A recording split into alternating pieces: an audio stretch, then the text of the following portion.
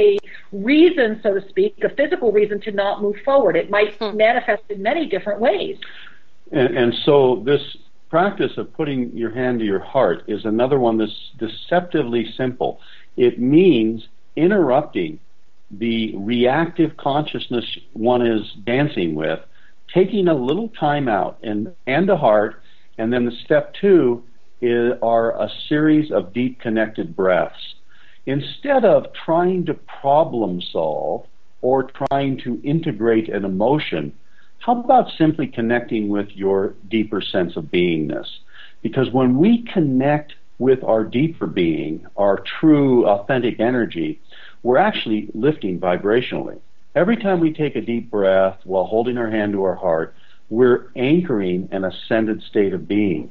And even though your mind might be racing, even though you might still be staring out at something that's troubling in the outer world, we're actually saying to that hologram, we're saying to that mind chatter, I am also consciously connecting to the fabric of my true authentic being. And what you're saying is, I trust myself.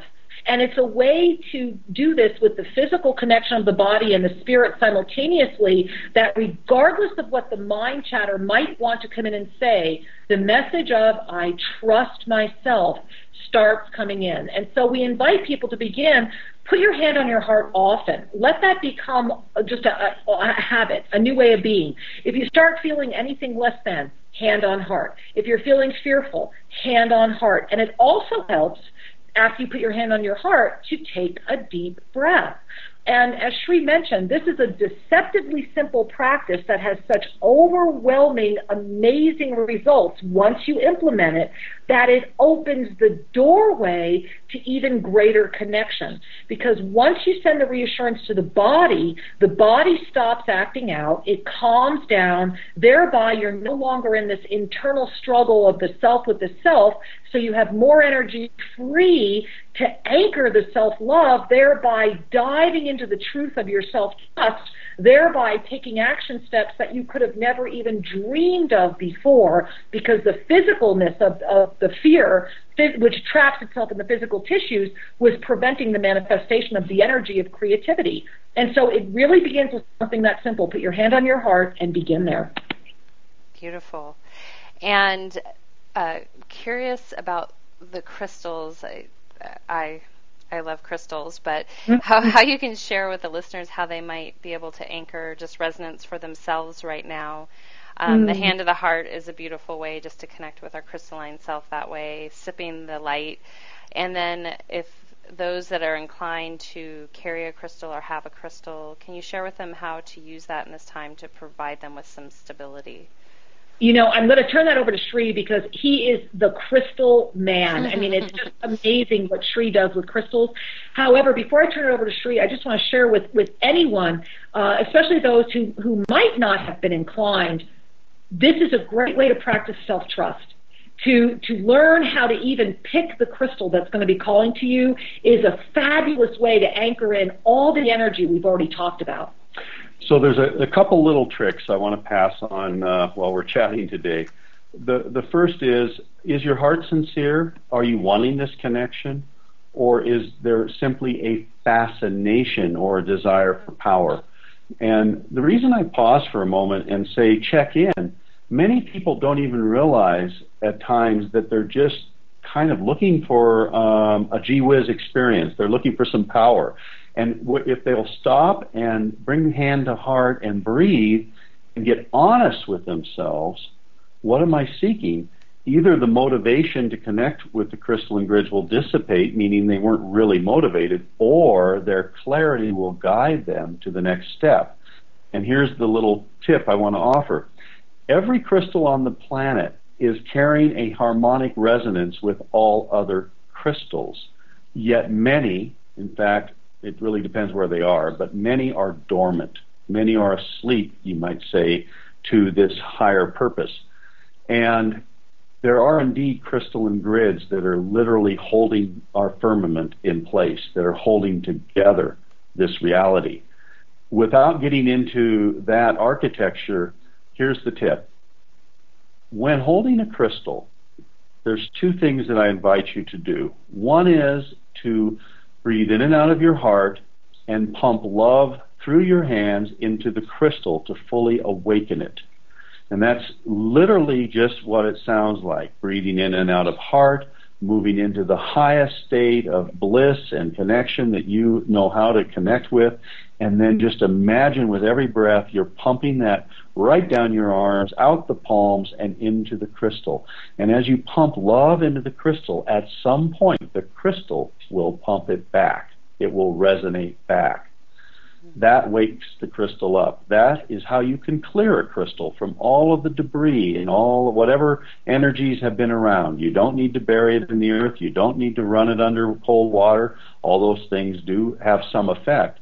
However, pumping love is the ultimate healer and clearer for crystals.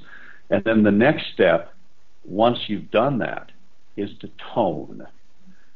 Crystals connect through a vibratory energy that in the human voice could be found at F, G, and A.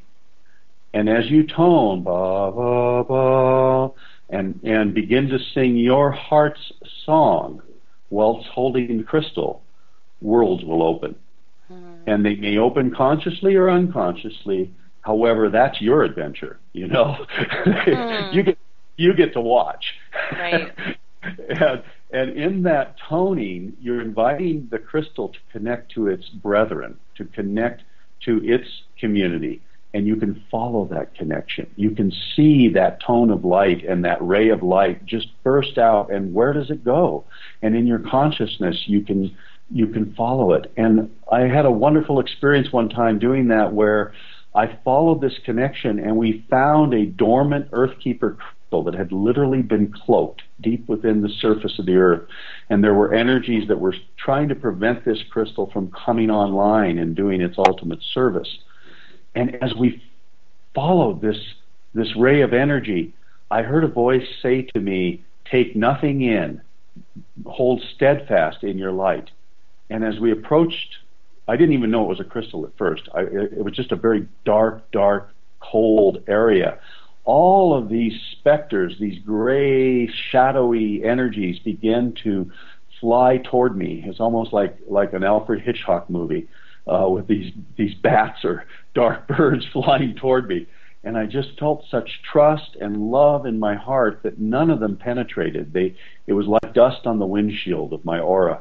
And when I reached the crystal, I placed my hands on it, and all of this light that was supporting me and this toning I had done, I felt this giant crystal awaken and beam and brighten, and all of these dark, shadowy energies just began to dissipate and lift and go elsewhere.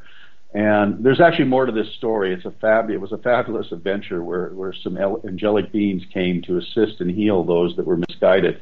But the point I wanted to offer is you can go as far as you're willing to go with those simple steps of pumping love to align and activate, and then toning to awaken the mission. Beautiful. And if you can share a little bit about the frequencies, just from being at that Mayan bridge ceremony and playing the flute and having you step in. I was thinking about that this morning and start toning. It was very magical to share frequency with you. If you can share the importance of frequency and harmonics right now, and well, always, but right now especially. Well, I am so grateful that you shared that, Suzanne, because, it's ironic. Just this morning, I had a very profound vision that there are many who are starting to use harmonics to actually suck life force out of others right now. And so your question is so perfectly timed. We are harmonic. We are tone. We are sound. This is why Sri and I are taking a group underground at the Sphinx in October to raise the golden records down there. And that will all be done according to sacred tone that's been given to us. And what's happening is that we are being called at this moment to remember our true energetic sense of being, and it's the only way I can describe it. And the only way, you cannot think your way through this, you cannot talk your way through this, the only way you will connect to this is through allowing your sacred tone. And, Suzanne, think about it. I'm sure you know. I I work with thousands of people, and I have worked with so many people that when I invite them to find their essential harmony, their essential tone, they can barely make a sound. And the key is that you must make sound. You must start bringing forward your sound, and you must get over doubting your sound, meaning people who still don't enjoy the way they sound or think they're not good enough to tone. We are all good enough to bring forward our harmony. Not all of us will create CDs, but we are all at the moment of bringing forward our harmony. So one of the things that's important is to recognize that and I like bringing the hand and heart back into this. With your hand on your heart, call forward your sacred tone. With your hand on your heart, feel it resonate through you. And if you're shy or embarrassed, do it in the bathtub. Begin in the privacy of your own home. But the key is, anytime you bring forward sound, bring it forward with a smile in your heart and love in your energy field, and it will start bringing back to you divine awakening, that self-love you were mentioning, self-trust, and a very rapidly escalated ascension process. It really is the key to so many things. This is days and days of other shows. This one topic. I'm just like running all over the place. Oh yeah. Before we go, I just want to underscore something. Tone is the way the human body connects with the frequencies of our birth and of our ability to create. And so it isn't about the quality of one's voice, as Kira was saying. It's about the quality of one's heart. Exactly. And let the tone, whatever it is, it could come out as a wah. And as you dance with the tone, it will educate you. It will lead you. Let the toning be your pyramid of awakening.